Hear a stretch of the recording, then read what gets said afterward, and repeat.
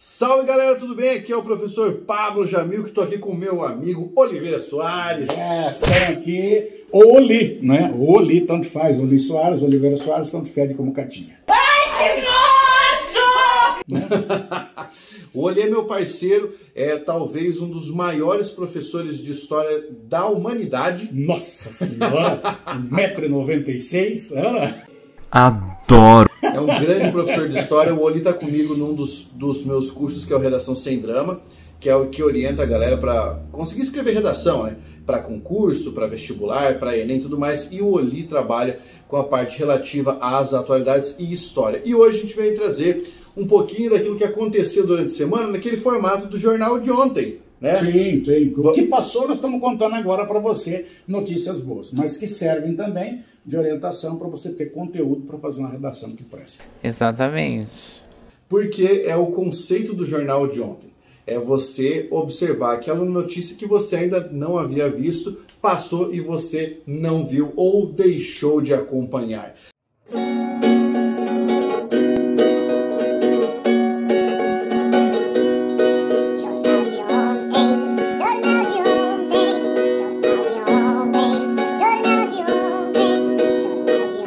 A primeira delas é para explicar um pouquinho para você sobre esse conflito que está rolando lá na região do Irã, da Palestina. Como é que é, Oli? Nós estamos em Israel. Israel hoje. Israel, vizinho, você tem a faixa de Gaza. Dia 3 de maio, agora, na segunda-feira, houve um bombardeio, cara, na região ali, e nós temos um prédio que acabou sendo destruído na região que nós temos de Gaza, onde moram os palestinos, onde nós temos a figura dos muçulmanos, tá?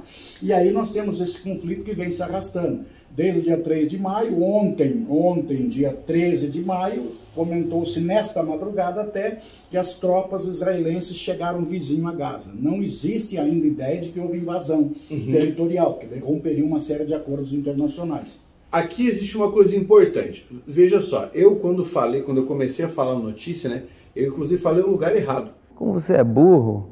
Eu falei Irã. Irã não, Irã tá fora da jogada. Não é o Irã. Não é o Irã. Mas eu queria que você entendesse uma coisa. Quando as pessoas falam sobre isso, elas meio que jogam tudo no mesmo saco. Que coisa absurda. Isso aí que você disse é tudo burrice.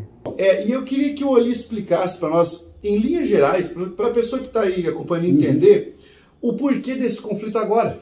O que está se desenrolando agora? O que está acontecendo? É uma coisa que envolve o Estado? É uma coisa que envolve a população? É algo cultural? O que está rolando ali? Aí assim, Pablo, o que está tendo hoje é que a população se envolveu.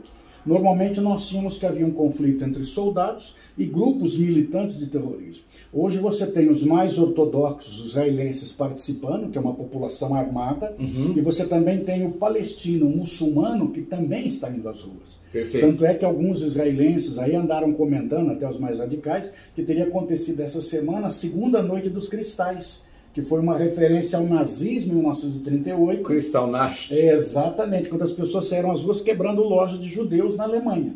Por qual motivo? Porque alguns palestinos, alguns muçulmanos atacaram lojas de judeus. Em compensação, os judeus também revidaram a tiros. Então a população está participando, o que é extremamente preocupante.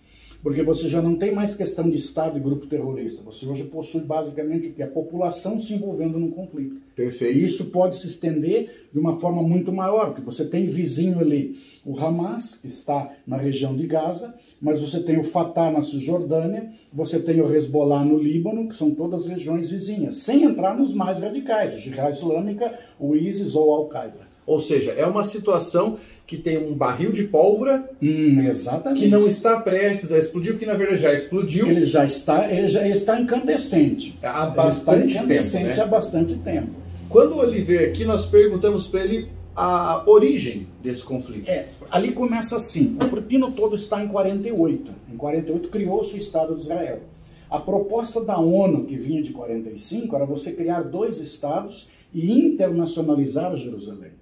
Só que na proposta de votação criou-se apenas o Estado de Israel. Inclusive o Estado de Israel foi criado no dia 14 de maio de 1948, que é exatamente hoje. Olha só! Hoje foi a criação do Estado de Israel, 14 de maio de 1948. Aí você pergunta assim, quando é que começou o conflito? Amanhã.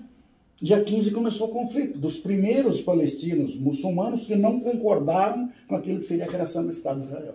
Entendi. Aí em 64, Pablo, é que vem a OLP, Organização para a Libertação da Palestina, que era um grupo para lutar pela criação do Estado, com Yasser Arafat, chamado de terrorista, mas que foi gradativamente se tornando cada vez mais light, e aí foram surgindo vários outros grupos.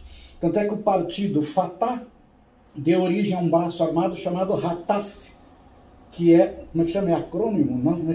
É uma inversão, uma né? inversão. Então, Fatah era a vitória ou começo, que é o partido, e eles criaram o Hataf, a violência ou a guerra, Entendi. que é um braço armado. Entendi. E aí depois foram surgindo vários outros grupos radicais.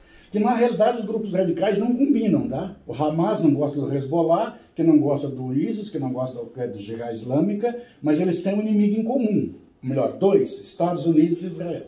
O termo que você procurava era antipalíndromo. Antipalíndromo, eu não sabia o que era. Palíndromo é um nome que você pode ler. Daqui para lá e de lá para cá. Isso, tipo Ana, né? Não tem problema. Um antipalíndromo daí já não é esse caso aí, que ele forma outra palavra lendo de trás para frente. O palíndromo você de lá para cá e daqui para lá. Que daí tanto Mas faz. Esse é Fatah e Hataf, ele inverte. Ou seja, ele é um antipalíndromo. Pá, que loucura. Entendeu? Muito bem. Eu não entendi o que ele falou. Isso é muito interessante, cara. Então veja só, você pode ter isso aí ou cobrado numa questão de vestibular, você pode ter isso aparecendo no Enem, pode ter isso aparecendo numa redação. Mas o mais importante é você saber isso. Inclusive no Redação Sem Dramas tem um videozinho lá completinho contando todo o histórico da formação do Estado de Israel. Show de bola. Coisa maravilhosa. Opa! Próxima notícia, então, para você se atualizar. Dia 5. Do dia 5, parece que houve, então, o surgimento de uma nova empresa aérea brasileira. Exatamente, chamado Desaer. Desaer. Uma empresa, uma nova fabricante brasileira, é uma startup, tá? De ex-funcionários da Embraer, para fazer um avião chamado ATL-100, em São José dos Campos. Que é um bimotor turbo-hélice. Isso, com uso militar ou comercial, para 2.500 quilos e 19 passageiros. Depois daquilo que houve com a Embraer, né? A Embraer parece que ela ficou num conflito durante muito tempo com empresas de outros países, né? E aí agora parece que nós temos... Bombardier, principalmente. Exatamente. E aí agora parece que nós temos, então, uma nova fabricante que talvez possa dar um novo respiro aí não para aeronáutica necessariamente, mas para a fabricação de aeronaves no Brasil. Eu também vejo assim, até na questão da própria aeronáutica, você acaba tendo mais uma empresa, nós temos pouquíssimas empresas no mundo. Sim, principalmente quando você trata aí de aviões de pequeno porte. De grande porte, então nós estamos praticamente monopolizados, né? Tanto é que nós temos aí uma grande discussão em relação ao controle desse transporte internacional que você tem hoje. Sim. Mas uma empresa brasileira surgindo, principalmente pela tecnologia embarcada que você tem, pela geração de empregos. Né, cara? Perfeito. Embora uma startup, mas ela tem uma tendência, e quem sabe não sai um unicórnio aí de 1 bilhão. Isso é verdade, pode receber investimento, né? Exatamente. Se você está perguntando assim, cara, será que eles vão falar agora sobre a CPI? Não. Sabe por quê? Não. Porque isso está em todos os jornais praticamente. E o nosso objetivo aqui é trazer informações que provavelmente você não viu, que você deixou passar. Quer ver uma delas? Então, havia uma ideia de postergar as provas de concursos públicos por causa da pandemia no Brasil. E depois de muita guerra, a prova da Polícia Rodoviária Federal foi realizada. E foi realizada num contexto de muita batalha. Teve gente querendo anular a prova, gente que não foi fazer a prova por causa do temor de se contaminar com o vírus. Depois houve gabarito inconsistente, várias empresas de concursos públicos soltaram gabaritos extraoficiais com diversos resultados diferenciados, fizeram um ranking. Eu vi fizeram um ranking, sabe? E aí, e por que eu estou dizendo isso? Porque a gente vai ter prova futuramente da Polícia Federal. E as pessoas vão vai ter o mesmo esquema, que é tentar postergar a prova. E muito provavelmente não vão conseguir postergar a prova baseado na decisão que permitiu a prova da PRF ser executada. Inclusive achei interessante o pessoal divulgando o número de acertos, até dos concorrentes. Achei um troço estranho, né? O meu número de acerto é X, o seu é X-5, como é que eu consigo chegar nesse valor? O desenvolvimento da glândula pineal, da célula epífise. Pois é, o que acontece é que agora as pessoas têm fóruns, né?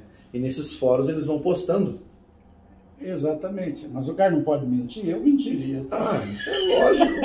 Eu mentiria. Quanto você fez? Eu fiz 750. O que aconteceu na história do ranking foi assim, cada preparatório publicou o seu. Aí os alunos, por conta, falaram, então beleza, vamos comparar o teu com o oficial. E aí apareceu um resultado que foi quase que desastroso para algumas pessoas. E eu achei uma notícia interessante até, pensei em você quando eu coloquei. Vamos lá. Tá? Dia 6 de maio de 1940, 6 de maio de 1940, John Steinbeck, norte-americano, recebeu o prêmio Pulitzer por um romance chamado As Vinhas da Ira. Que é uma das obras mais importantes da história da literatura americana. Né? Ó, você tem As Vinhas da Ira, você tem A Letra Escarlate, que é uma outra obra muito importante. Falando de literatura, né, eu poderia citar também obra que é muito importante em língua inglesa. Por que os Sinos Dobram? Opa, esse virou até tema de música do Metallica, depois de um tempo, virou tema de filme, sabe? Na realidade, essas obras, a literatura norte-americana é prolífica e ela costuma receber prêmios, diferente da literatura brasileira. A literatura brasileira é prolífica, mas não costuma receber prêmios internacionais. Por quê? Porque aí nós temos um critério que se chama barreira linguística. Vou te dar um panorama aqui. Mas o português não é muito falado no mundo? É a 8ª língua mais falada no mundo. Então. Mas aí que está. Existe uma diferença entre ser uma língua muito falada e ser uma língua facilmente interpretada.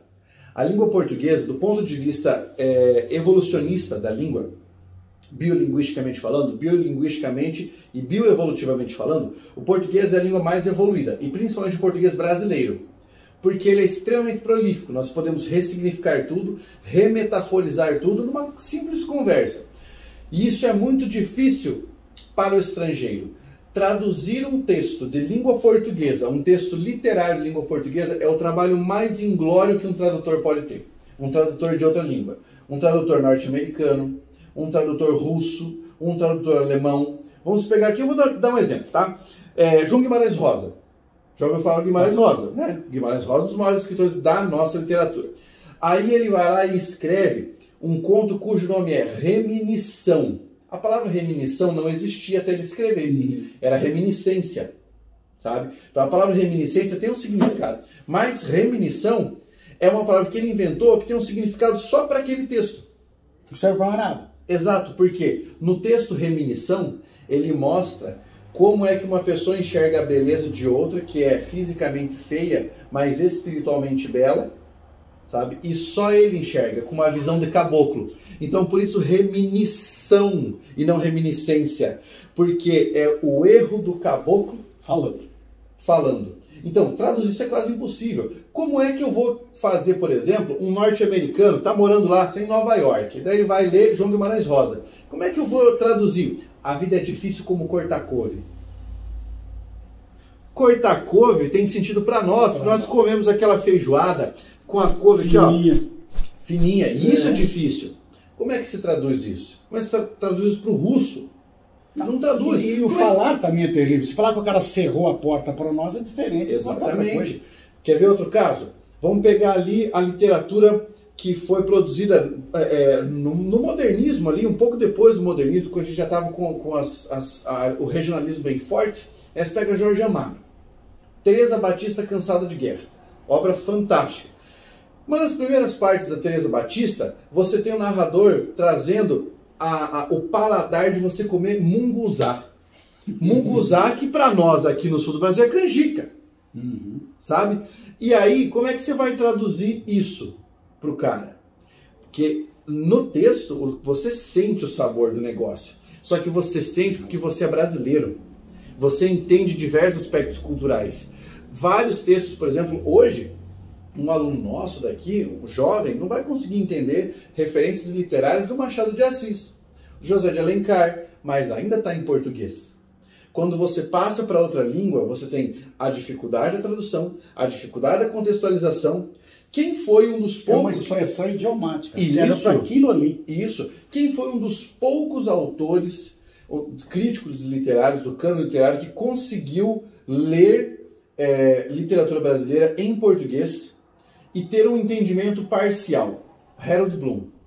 E aí o Harold Bloom, no cânone ocidental, ele fala: Machado de Assis foi o maior escritor negro de todos os tempos. Mas ele não coloca a literatura brasileira no cânone. Não coloca. Não há como colocar. Então, por isso que nós não temos um prêmio Nobel. Mas, por exemplo, nós temos um Jorge Amado traduzido para muitas línguas. Sim. E como é que é feito isso? Aí que está. Há de se questionar o valor da tradução. Fechou. E aí nós também temos que pensar se o texto que nós lemos, um Dostoiévski, por exemplo, né? Ou pegamos ali um Victor Hugo, aí nós também temos que nos questionar até que ponto nós temos um contato 100% com a obra. Porque quando eu leio, por exemplo, Franz Kafka, eu leio o Kafka traduzido. Você vê a realidade onde foi feita a tradução. Claro, porque você sabe muito bem a diferença que uma palavra pode causar dentro de um texto. Totalmente. Vamos imaginar o seguinte, ó, daqui 30 anos você lê um texto escrito por um brasileiro agora, e o brasileiro fala assim, ó, o importante é você saber que aquela pessoa não passava de um coxinha. Cancelaram o cara? Isso, cancelaram o cara. Aí vai o tradutor e ele vai procurar coxinha, tá, vamos fazer a tradução de coxinha. E ele encontra a tradução, mas ele não encontra essa tradução. Claro. Essa significação específica. Por isso é muito difícil o trabalho do tradutor. Né? Nós tivemos a tradução de um poema do Baudelaire, um poema chamado O Legende, ao leitor. Levou mais de 10 anos para o tradutor conseguir concluir. Porque a tradução não é simplesmente fazer como o pessoal faz, né? Jogar no Google Translate. É bem diferente. O cara tem que colocar o momento em que ele está vivendo, senão não dá sentido. Exatamente. E a gente ainda precisa levar em consideração o seguinte ali. As literaturas do pós-colonialismo, as literaturas de matriz africana e as literaturas que são da nossa região agora, as literaturas latino-americanas, passaram a representar o foco dos estudos nas academias somente depois de 2010, assim, como uma grande incursão dos estudiosos. Então é por isso que até agora a gente não tem um prêmio Nobel da literatura. Mas temos produção muito boa. Nós temos produções melhores do que vários ganhadores de prêmios Nobel. Louco, né, cara? Louco, com certeza. Né? A produção literária do Rubem Fonseca valeria prêmio Nobel, mas assim, ó, com certeza. Do Rubem Fonseca, o Graciliano Ramos. O Graciliano Ramos tem uma obra dele chamada Angústia. A obra Angústia do Graciliano Ramos, talvez quem está assistindo aí não vá concordar, mas pega, por exemplo, Crime e Castigo e põe no bolso. A diferença é que Crime e Castigo é isso aqui, Angústia é isso aqui. E Crime e Castigo é um baita de um sucesso. Sucesso também nós temos um terrorista, sabia disso? Nós temos um terrorista, um brasileiro foi preso essa semana no interior de São Paulo. Esse cara tem 36 anos, preso em flagrante enquanto negociava drogas. Porém, esse cara já foi preso em Kiev, na Ucrânia, acusado de terrorismo internacional. Cara, no ano de 2014. O cara tem carreira internacional já. Cara, inclusive ele foi preso em 2014 no Brasil por fazer protesto contra a Copa do Mundo. Eita. E também esteve preso na região de Kiev. 350 munições e 25 quilos de droga. Caramba. Bom, temos um terrorista internacional. Pensa que nós somos porca. Tá aí as notícias da nossa semana. É isso aí. Agora, olha só. Se você curtiu, já deixa o like, já faz a inscrição e antes de você pensar em fechar a aba do YouTube, vai para a página do Oli. Você tem o canal do Professor Oli, você tem o Instagram do Professor Oli. Oli, qual que é o teu Insta? Fala pra galera aí. Prof_Oli. Pronto. O Oli, ali já tem no bio o canal pro YouTube. Facinho de você encontrar. Faça a inscrição e nós vamos começar a trazer cada vez mais esse resumo das notícias que você perdeu. De vez em quando um pouco mais bem-humorado, de vez em quando mais debate. A mulher do Mali deu à luz 9 crianças. 9 crianças? Esperavam 7, nasceram 9. Caramba! 5 meninas e 4 meninas. Bom, né? Imagine 9 filhos de uma vez só. Imagine só, para dar mamar, trocar fralda, ficar acordado à noite. Se cada mamadeira tiver 300 ml vezes 9, são 2,7 litros cada mamada. Cada mamada. O sangue de Jesus tem poder, tem poder, tem poder. Se a cada 2 horas você tiver uma criança mamando, são 12 mamadas de quase 3 litros, são 36 litros ao dia de leite. Cara, sem contar o Nestão que se põe junto. Cara do céu. Olha, nós encerramos aqui desejando boa sorte para essa pessoa. Boa sorte do fundo do coração para você também. Um grande abraço.